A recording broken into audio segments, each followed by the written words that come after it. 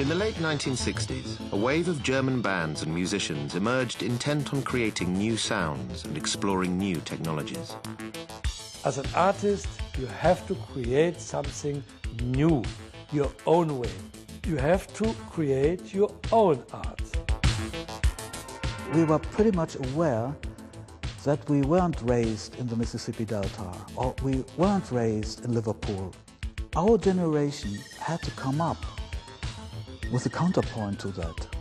If you want to come up with a new sound, you want to touch new ground, you have to use new material, or at least change your perspective.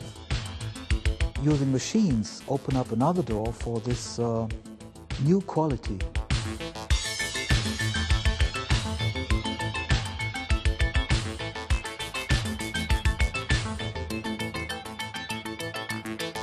So many musicians, so many bands, so many influences, this just can happen once, I think, yeah. It was the Blütezeit, the blooming, yeah, of German music at its peak.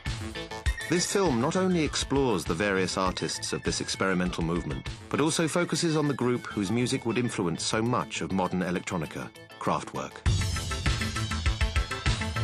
Obviously, the aesthetic investment was into something completely different from what all the other bands were into. All the other bands were into with the most different means, but they were all into experience. And Kraftwerk was not that. It was obviously about distance to music.